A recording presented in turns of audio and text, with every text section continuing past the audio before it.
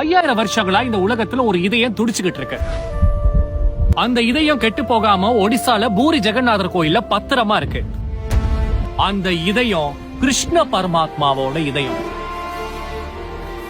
கேட்கறதுக்கு ஆச்சரியமா இருக்குல்ல? 5000 வருஷங்களுக்கு முதல்ல கிருஷ்ணர் ஒரு காட்டுல மரத்துக்கு கீழே உட்கார்ந்து இருந்தாராம். அப்போ அந்த பக்கமா ஒரு வேடன் வந்தான். தூரத்துல கிருஷ்ணரோட கால் பாதத்தை பார்த்துட்டு இது மானோட தலை நினைச்சு அந்த வேடன் அம்ப விடுறான். அம்பு கிருஷ்ணரோட பாதத்தை துளைக்குது, அதிகமா ரத்தம் போகுது. கிருஷ்ணரோட உயிர் இந்த உலகத்தை விட்டு போகுது. அதுக்கப்புறமா அர்ஜுனன் கிருஷ்ணரோட உடலை தகனம் பண்றாங்க. அந்த உடல் எரியுது, எல்லாம் போயிடுறாங்க. ஆனா அந்த வேடன் அந்த இடத்துல நிக்கிறான். அவன் கண்ணு முன்னாடி ஒரு அதிசயம் நடக்குது. கிருஷ்ணரோட உடம்பு ஃபுல்லா நெருப்புல எரியுது. ஆனா அவரோட இதயம் மட்டும் எரியாம ஜொலி ஜொலிப்பா இருக்கு. பாக்குறதுக்கு ஏதோ ஒரு மெட்டல் மாதிரி அது மின்னிக்கிட்டே இருந்துச்சாம்.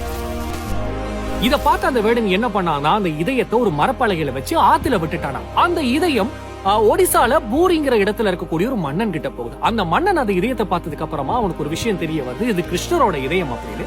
அத ஒரு கோயில்ல பத்திரமா வைக்கிறான். இப்பதான் வினோதமான விஷயம் நடக்குது. வழக்கமா கோயில் சிலைகள் எல்லாம் கற்களால செஞ்சிருப்பாங்க, லோகத்தால செஞ்சிருப்பாங்க. ஆனா இந்த ஒடிசா பூரி ஜெகநாதர் கோயில்ல இருக்கக்கூடிய கிருஷ்ணர் சிலை மரப்பலகையால செய்யப்பட்டது. காரணம் என்னன்னா, அந்த கிருஷ்ணரோட இதயம் ஒரு எலக்ட்ரிசிட்டி பவரை வெளியில வெளிவிடுற மாதிரி இருந்துச்சு. சோ மரங்கள் இந்த எலக்ட்ரிசிட்டியை கடத்தாது அப்படிங்கிறதுக்காக அந்த இதயம் மரத்தால செய்யப்பட்ட அந்த கிருஷ்ணர் சிலையில இப்பவும் இருக்குன்னு நம்பப்பட்டு வருது. 12 வருஷங்களுக்கு ஒருக்கா அந்த சிலைகளை மாத்துவாங்களா, மர சிலைகளை. அப்போ ஒரு சிலையில இருந்து இன்னொரு சிலைக்கு கிருஷ்ணரோட இதயத்தை டிரான்ஸ்பிளான்ட் பண்ணுவாங்களா. அதுவும் கண்களை கட்டிக்கிட்டு யாருக்குமே தெரியாத மாதிரி ஒரு துணியால தான் அந்த இதயத்தை எடுத்து மாத்துவாங்களாம். இப்ப நான் சொன்னது சில பேருக்கு நம்புற மாதிரி இருக்கும், நம்ம முடியாத மாதிரி இருக்கும். இது ஒடிசால அந்த பூரி மாநிலத்துல இருக்கக்கூடியவங்க காலங்காலமா நம்பக்கூடிய ஒரு நம்பிக்கை.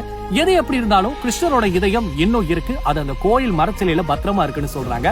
பாக்குறதுக்கு கேட்கறதுக்கு நமக்கு அயன்மேனோட ஆர்க் ரியாக்டர் மாதிரி இருக்கு. இதை நம்ம இதயம் எடுக்காம உண்மையிலேயே அந்த காலத்துல கிருஷ்ணர் ஒரு ஹை அட்வான்ஸ்டான மனுஷனா இருந்து ஒரு அவதாரமா இருந்து அவரோட இதயம் உண்மையிலேயே ஒரு ஆர்க் ரியாக்டர் மாதிரி இருந்தா எப்படி இருந்திருக்கும்? கமெண்ட்ல சொல்லுங்க.